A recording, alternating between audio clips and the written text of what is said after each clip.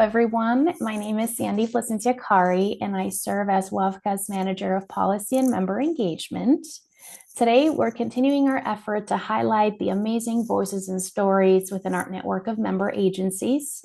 As you know, so much work is being done every day, and we want to make space for those stories to be seen and shared. I am thrilled to have Tana Koss from Family Services of Northeast Wisconsin with us today, and I can't wait for you to hear more about the amazing work that they do. Tana, welcome. Thank you for being here. Thank you so much. Please take it Yes, away. Tell us more about you and your organization. great. Thank you. Yes, my name is Tana Koss, and I am one of two vice presidents of programs and strategy with our agency, Family Services of Northeast Wisconsin. I've been a part of the Family Services team for 18 years this year, and just really am passionate about our mission, which is very simple: protect, heal, care. And our mission shows up really comes alive in the spaces of victim services, mental health, crisis services, youth development, and parent support. Um, That's amazing. Well, it sounds like you have your hands full with services. So I wonder if you can talk a little bit about an aspect of your work that you are proud of, something that you feel has made a difference. I think being a part of our team for 18 years, I'm just really proud of the impact that our dedicated team makes every year. We understand that healing happens in the context of relationships, and I believe for that to happen, our team members have to really bring their full selves to work every day. And they do that. They connect with people that we're serving and walk alongside them in their paths of growth and healing. And we witness this in every program, whether it's a turning point that happens in a moment of crisis where our contact is, simply that moment of crisis and follow up work that happens in that type of programming, or slow shifts that happen through multiple contacts over regular support over multiple years. I love that you embrace healing through relationships. I think that's a really important value, and especially organizationally, to live through that with the people that you serve, but also internally with your staff. Mhm. I wonder if you can talk to me a little bit about maybe evidence-based practices that you are proud to showcase in through your work at Family of Northeast Wisconsin. Absolutely. We have a number of evidence-based practices in play here in all the work that we do, so many that we actually have an internal directory for our leadership staff to refer to learn from each other in our efforts of continued quality improvement. We've created this resource so leaders can gain technical support from one another. Some examples would be feedback informed treatment in our clinical services.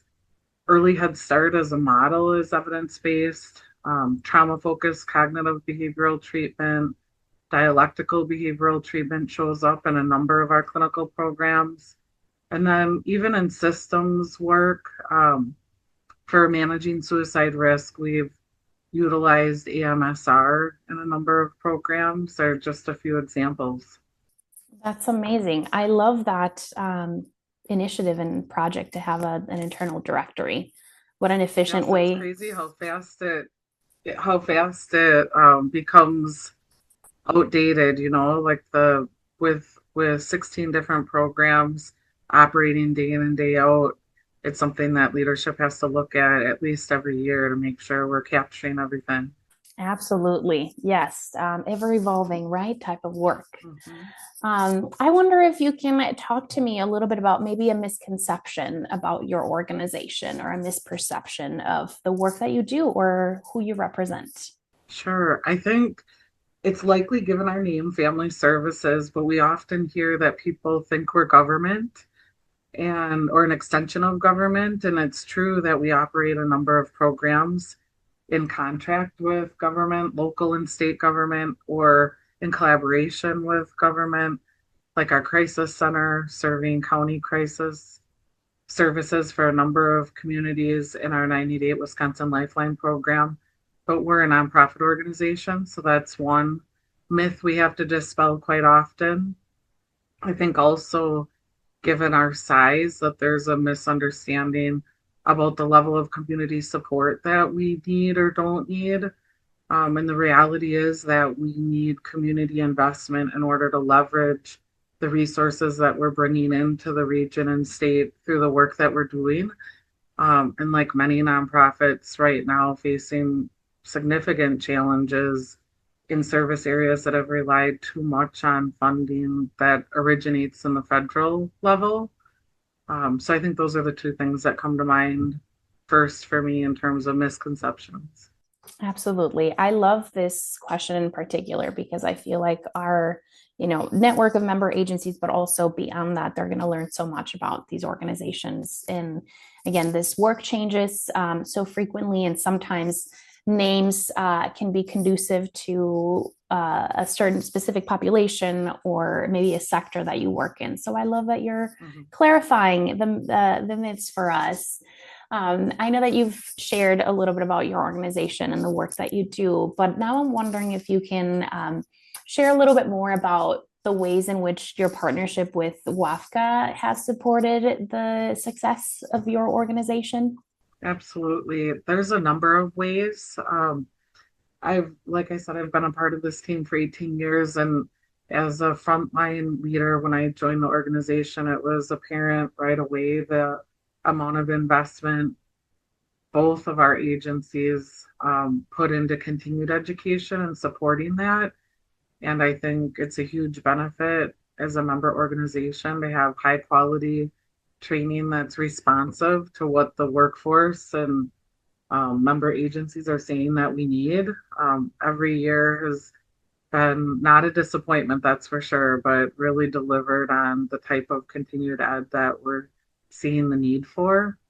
Um, I think the space that has been created by WAFCA for sharing amongst collaborative organizations at multiple different levels, some time limited, like the COVID weekly connection that we had, and then going beyond that was invaluable as we were all trying to learn at the speed of light without a rule book.